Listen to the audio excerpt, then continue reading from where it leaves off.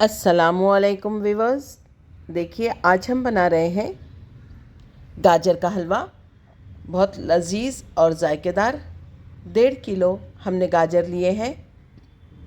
बहुत अच्छी तरह से धोकर छीलकर साफ़ कर लिए हैं और इसे कद्दूकश कर लेंगे।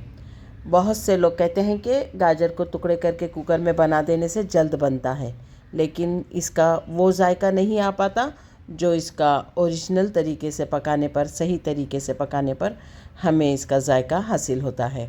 तो हमने 1.5 किलो गाजर ले लिए हैं कद्दूकश करके, और 1.5 किलो गाजर के लिए हम इसमें डालेंगे 1.5 लीटर दूध, जो कि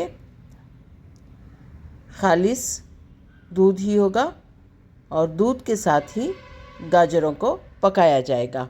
कोशिश ये रहेगी कि पहले तो हमारी आंच जो होगी तेज़ होगी, उसके बाद जब दूध अच्छी तरह से उबलने लगेगा और गाजरों के साथ पकने लगेगा तो हम इसकी आंच को धीमी कर देंगे और धीमी आंच पर गाजर का हलवा पकता रहेगा।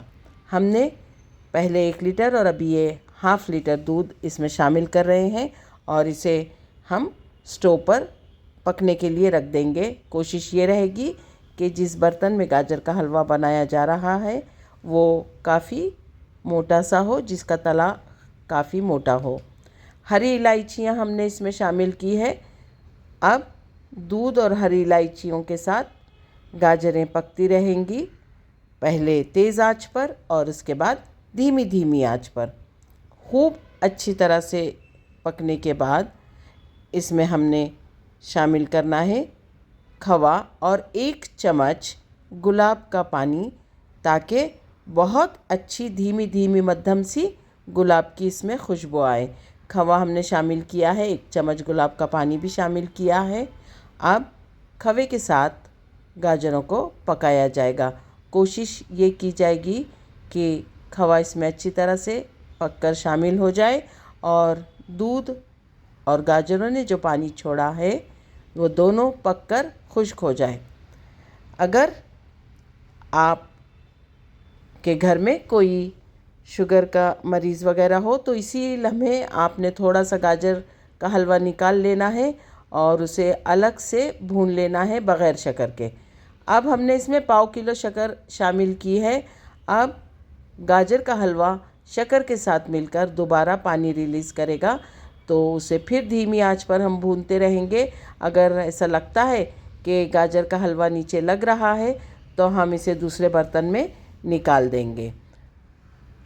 जब तमाम चीज़ें पककर खुश्क हो जाएगी तो हमने उसमें 1 बड़ा खाने का चम्मच देसी घी शामिल कर लेना है। इस वक्त आप ये भी कर सकते हैं कि अगर 1.5 किलो गाजर हैं तो 4 देसी अंडे इसमें फेंटकर अच्छी तरह से शामिल कर सकते हैं। ये बहुत ही लजीज और जायकेदार बन जाता है, लेकिन चूँकि कुछ लोग अंडे मिक्स करना पसंद नहीं करते हैं तो ये आपके पसंद के मुताबिक होगा। मेरे बच्चे भी अंडे का गाजर का हलवा नहीं खाते हैं, इसलिए मैंने भी शामिल नहीं किया है। ड्राई फ्रूट जो मैंने कट करके रखे थे शामिल कर रही हूँ, और कोशिश यही रहेगी कि तमाम चीज़ें धीमी आंच पर पकती हुए खुश्क हो जाए और लजीज सा गाजर का हलवा हमें पककर तैयार मिले। बहुत ही धीमी मध्यम सी खुशबू गाजरों के हलवे की और साथ ही गुलाब के पानी की जो हमने इसमें डाला है। अगर आप चाहें तो केवड़ा भी शामिल कर सकते हैं। देखिए, हमारा हलवा तैयार है, बहुत ही लजीज और जायकेदार। इसे हमने खवे के साथ डेकोरेट किया है। अगर आपको लगता है कि ऑरेंज रंग की गाजरें नहीं हैं तो आप ऑरेंज कलर शामिल कर सकते हैं। अल्लाह ताला आपके दस्तरख़्वान पर बहुत सारी बरकतें और नेमतें अता फ़रमाएँ। अगर आपको मेरी ये रेसिपी पसंद आती है तो इसे लाइक कीजिए, शेयर कीजिए, सब्सक्राइब कीजिए और दुआओं में याद रखिए।